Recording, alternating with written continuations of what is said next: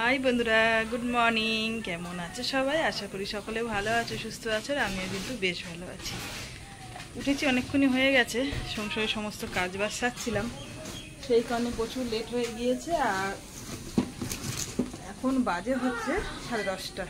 পড়ি আজকে ঘুম থেকে উঠেই বলছে আমি আজ স্কুলে যাব না। খানিকটা বকাঝকা দিয়ে স্কুলে পাঠিয়ে দিলাম ওকে। আর আজকে হচ্ছে টিচার্স ডে, তো সেই কারণে ও বলল মা আজকে স্কুল তেমন একটা হবে না, আমি আজ যাব না। তাই আমি বললাম স্কুলে যেহেতু অনুষ্ঠান আছে যা। সত্যি কথা বলতে শরীরটা ভালো লাগছিল না বলে ও এমনটা করছিল। বকাঝকা দিয়ে পাঠিয়ে দিয়ে মনটাও ভালো লাগছে না, যে কি হবে কে জানে। তার মধ্যে সংসারের এত সমস্ত কাজ, ব্যবসার কাজ, তোমরা তো জানোই এক হাতে সমস্ত কাজ আমার করতে হয়। এখন ব্যবসার কাজ বলতে এখন চপের তরকারি করছি। এতক্ষণ ধরে আদা, রসুন, লঙ্কা এগুলো তো থেতো করতে হয় হামানদিস্তিতে, তোমরা জানো, তোমাদেরকে আগে অনেকবার ব্লগে দেখিয়েছি। তোমাদের দাদা বাজার থেকে আসলে ও আবার কিছুটা ব্যবসার হাল ধরে। যেহেতু সকালবেলা ওর আবার বাজারের ডিউটি থাকে। বাজার বলতে তোমরা ভেবো না যেন বাড়ির বাজার প্রত্যেক দিন করে। ও হচ্ছে দোকানের বাজার করে, তার সঙ্গে সঙ্গে আমাদের বাড়ির বাজারও করে নেয় একেবারে। যেদিন যেমন সবজি খাওয়া হয় সেদিন তেমন আনে। আবার কোনো সময় হয়তো সপ্তাহে একদিন অনেকটা বাজার এনে দিল, সেটাই আবার সারা সপ্তাহ চলে যায়। তেমন একটা নেই যে প্রত্যেক দিন বাজার করে প্রত্যেক দিনই খেতে হবে।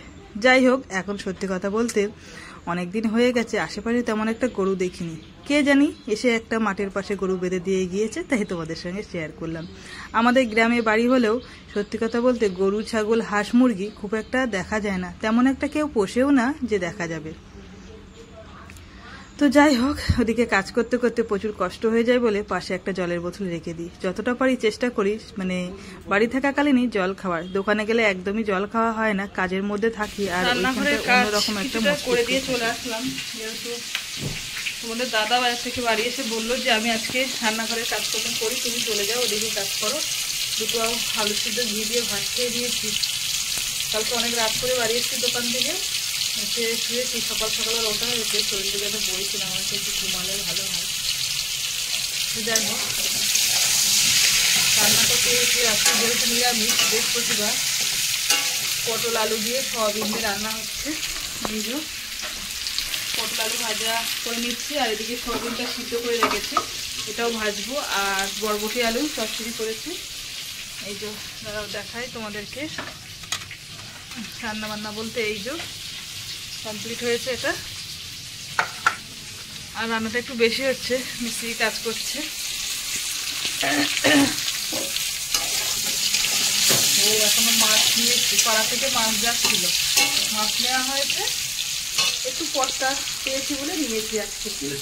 হ্যাঁ, ইলিশ মাছ ওল নিয়েছে তোমাদের দাদা। ওই যে ওল আর পুরি কচু, কালকে ওল দিয়ে বানাবো, ঠিক আছে।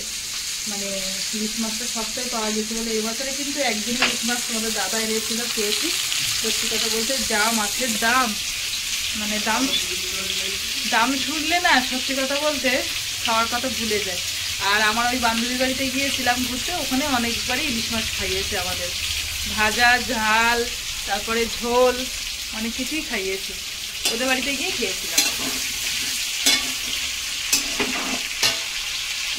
ওদের ওখানেও কিন্তু ইলিশ মাছ যে সস্তা তা নয়, কিন্তু ওরা খাইয়েছে আবার, এটাই হচ্ছে কথা।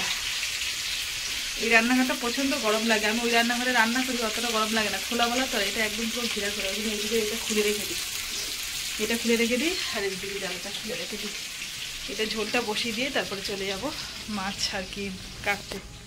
ওদের দাদা ওই ঘর থেকে এই ঘরে নিয়ে আসছে সমস্ত কিছু, আজকে এখানেই কিন্তু করা হবে এই বারান্দাতে কাজকর্ম। হ্যাঁ, পথটা খুলে দাও। ঘরবাড়ির অবস্থা খুব একটা ভালো নেই, গোছগাছ হয়নি। পড়ি স্কুলে আজকে যাবে না বলছিল, আজকে টিচার্স ডে। তো বলছিল মা যাবো না, স্কুলে ক্লাস হবে না, শুধু হই হুল্লার গান হবে, নাচ হবে, এসব হবে।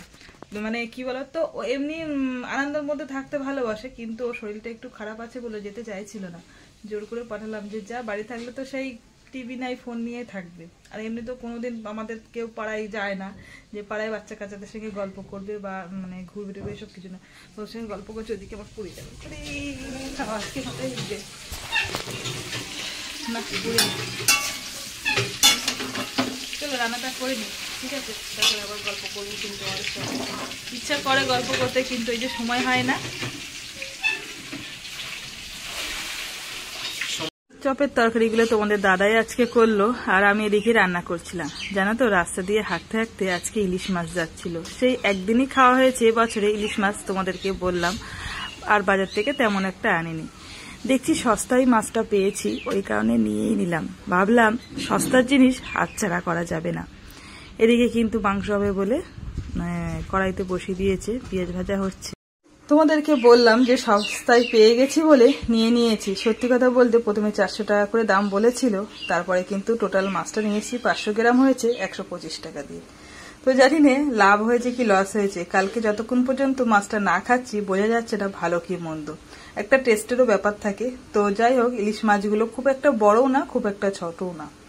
তো সস্তা 3 অবস্থা, এটা আমাদের শোনা আছে। এখন 3 অবস্থা কি জানি না, যতক্ষণ পর্যন্ত না খাচ্ছি তোমাদেরকে সংবাদ দিতে পারছি না। তারপরে কিন্তু সমস্ত কাজবাজ সেরে চলে এসেছি দোকানে।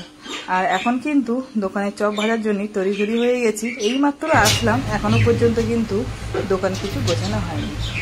তো যাই হোক, একটুখানি ভিডিও করলাম, তারপরে আর সময় হয়ে ওঠেনি, ব্যবসার কাজ নিয়ে ব্যস্ত ছিলাম। তারপরে এখন শুধু রাত হয়ে গেছে, তোমাদের দাদা ওদিকে দোকান গোছাচ্ছে, আর আমার শরীর বইছে না, তাই চুপচাপ বসে রয়েছি।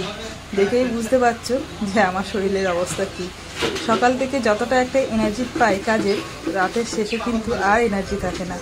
মনে হয় কখন যেন রাতে দুটো খেয়ে শুতে পারলে বাঁচি, আবার সকাল হলে আবার সেই একই কাজ শুরু হয়ে যায়। এটাই আর কি ভাবছি, আর ভালো লাগছে না। এইমাত্র দোকান থেকে বাড়ি আসলাম, এসে রাতে যেহেতু কালকে দোকান দেবে, আগের দিন রাতেই আর কি আলুগুলো ধুয়ে রাখার চেষ্টা করি, সকালবেলা উঠে যেন কষ্ট না হয়। কিন্তু সকালবেলা উঠতে একটু লেট হয়ে যায়, আর বুঝতেই পারছো সংসারের কাজ, ব্যবসার কাজ সবকিছুই একাতে করতে হয়। তো যাই হোক, ওদিকে কাজ করে স্নান সেরে নিয়েছি, নিয়ে এখন চলে আসলাম রাতের খাবার। রাতের খাবার বলতে নতুন করে না, দুপুরের তরকারি ভাত সমস্ত কিছু ফ্রিজে রেখে গেছিলাম, সেইগুলো এখন গরম করছি। পরিটার শরীরটা খারাপ, এখনো পর্যন্ত সারিনি, সেই গলা ব্যথা, কাশি, সর্দি হয়েছে। তার সঙ্গে দেখছি আজকেও আমার, আজকে না কালকে রাত থেকে হচ্ছে, আমারও গলাটা ব্যথা ব্যথা করছে। যেহেতু এই ওয়েদার চেঞ্জ হচ্ছে প্রথম কথা, দ্বিতীয় কথা রাতে এসে স্নান করছি, পুরো ঠান্ডা লেগে যাচ্ছে। তো যাই হোক, ভাত এদিকে গরম করতে দিয়েছি, এই যে ভাত গরম হচ্ছে। আর তোমাদের দাদার জন্য ঠান্ডা ভাত রেখেছি, ও গরম খেতে চায় না, তার জন্য আমি আর পরি খাবো গরম, তোমাদের দাদাকে ঠান্ডা দেবো। ঠিক আছে, তো চলো আজকে বন্ধুরা এখানে ভিডিওটা শেষ করছি, যেহেতু রাত হয়েছে। খাওয়া দাওয়া সেরে আমি সকাল থেকে রাত পর্যন্ত খাটি, আমার বেলা ঠান্ডা ভাত। তুমি তো খেতে চাও না, বলো। ও খেতে চায় না, কিন্তু ওর জন্য ঠান্ডা ভাত আর আপনাদের জন্য গরম করছি। যাই হোক চলো বন্ধুরা, আর ভালো লাগছে না। সেই সকালবেলা উঠেছি, সারাদিন মোটামুটি কাজ নিয়েই ব্যস্ত। নিজেদের জন্য সময় সত্যিই পাইনি যে বসে একটু গল্প করব, আরাম করব, বা বাড়তি কোনো কিছু একটা কাজ তো নিজের নিজের জন্য থাকে, সেটা সময় সত্যিই পাই না। যাই হোক, যাই না কবে পাবো, রবিবার দিন যদি উপায় পাই সেদিনকে ঘুরতে বেড়াতে যাই, আর হয়ে ওঠে না। যাই হোক চলো, আজকের মতন এখানে সবাইকে গুড নাইট, টাটা।